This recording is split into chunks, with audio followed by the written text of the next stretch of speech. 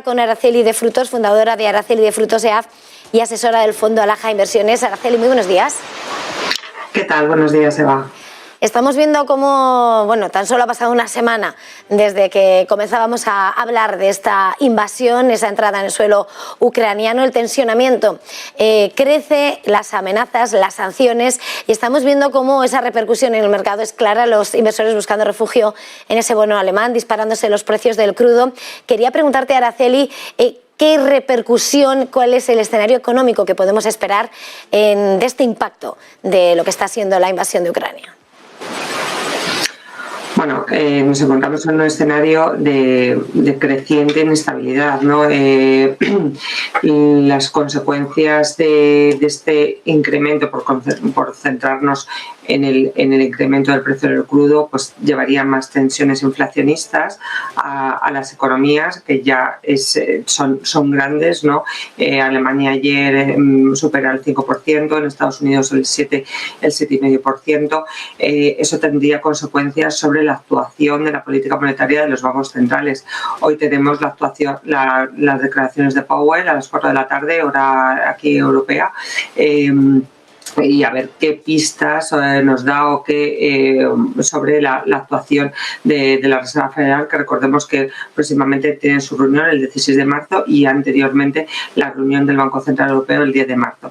Estas tensiones inflacionistas y este daño económico, ¿no?, que se está produciendo por este conflicto geopolítico, que parece que se va a alargar, que no es corto en el tiempo, puede hacer que pues las políticas monetarias de aumentos de tipos se retrasen. Lo tienen difícil, ¿no?, los bancos centrales en esta situación, ya que tienen que además lidiar con estas presiones inflacionistas y no dañar a la economía, ¿no? Sí que creo que pues seguirán en su hoja de ruta. La Reserva Federal tiene que controlar esa inflación con subidas de tipos, porque ya va con retraso, no hace tiempo que a lo mejor lo tenía que haber hecho. Lo que ocurre que el mercado está descontando que no será tan agresivo como se descontaba semanas anteriores o en el último discurso de Powell, que se descontaba subidas de 0,50 para esta reunión de marzo, sino que sería un 0,25, ¿no? En ese sentido, esa es la implicación. Precios del crudo subiendo, como decías, y a la espera hoy también tenemos cita importante con la reunión de la OPEP, que se prevé que siga con su ritmo de 400.000 barriles diarios de producción.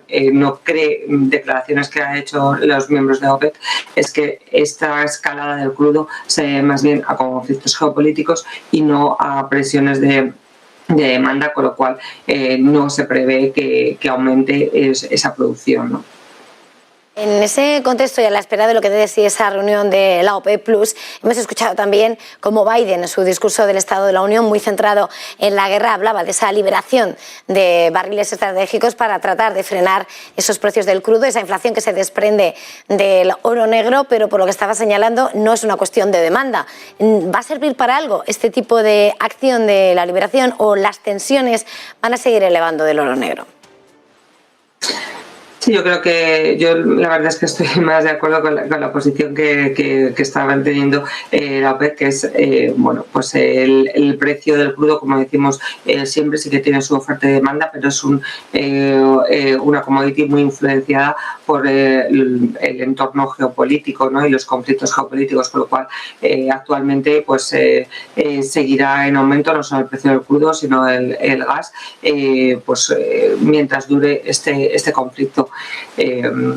No creo que tenga mayor, a lo mejor, repercusión, ¿no? No es una situación normal que hemos visto en anteriores ocasiones, como Estados Unidos y anteriores años, si aumentaba el precio del crudo y no veían, veían amenazado esa inflación en esos precios en su economía, lo que hacían era dar a la maquinita un poco del shale gas, ¿no? y contenían esa escalada del precio del crudo. Ahora creo que la situación es diferente, ¿no?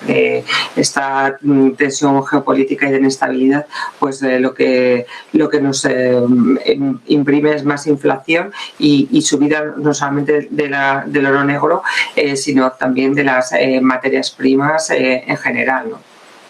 En este mismo contexto de tensiones, apuntabas al inicio de esta intervención, Araceli, cómo el escenario bélico de alguna manera puede enfriar, ¿no?, esa subida de tipos prevista por parte de la FED, del Banco Central Europeo. Bueno, es otro escenario, pero estamos pendientes, por tanto, de cómo los bancos respondían a esa expectativa de subida de tipos, a esa parece enfriamiento, y habrá también expuestos de alguna manera, sobre todo bancos italianos, franceses, a lo que más riesgo tienen con respecto a los posibles efectos económicos por las sanciones a Rusia. Citi hablaba de una exposición de 10.000 millones de dólares, mientras que se habla, ¿no?, la banca extranjera se juega 121.500 millones de dólares en Rusia. Esas sanciones, ese bloqueo en el sistema financiero, ¿en qué lugar deja a la banca? ¿Cuál debe ser la actitud de cara a este sector en medio de estas tensiones?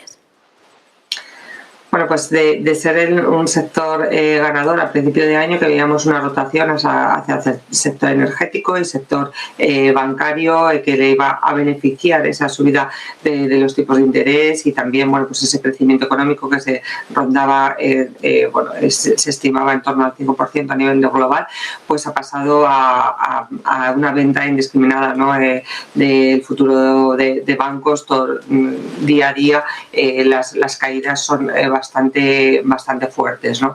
Entonces, esto puede, en nivel sectorial y, bueno, hipotéticamente puede también pasar una pequeña mini vuelta a rotación, ¿no?, hacia el sector tecnológico, que ha sido el más perjudicado por estas expectativas de incrementos de tipos. Si se suavizan, podríamos volver a tener una pequeña vuelta atrás hacia el sector tecnológico, y el sector bancario dejarle, entre comillas, algo más de lado, ¿no? Si no va a tener ese impulso de los tipos de interés, si no va a tener ese impulso de crecimiento económico, porque está claro que esta inestabilidad lo que va a dañar también es el crecimiento económico global, ¿no?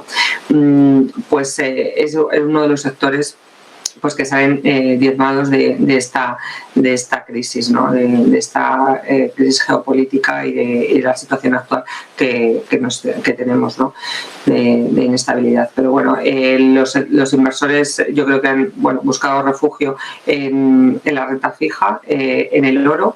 Nada más hay que ver, pues, las cotizaciones que tienen los bonos a 10 años, ¿no? El americano, ya estamos en niveles de casi principios de año, de 1,72, estrechándose el diferencial con el 2 años. Eso lo que nos haría descontar, que los inversores están descontando recesión. Y bueno, el bono alemán a 10 años también está en terreno ya negativo, pues, que dejando atrás ese hito de ponerse en positivo hace unas semanas. O sea que, bueno, la inestabilidad del mercado, pues, es palpable, ¿no? Pues con este análisis, con esta visión del mercado, nos vamos a despedir. Araceli de Frutos, fundadora de Araceli de Frutos EAF y asesora del Fondo Laja Inversiones.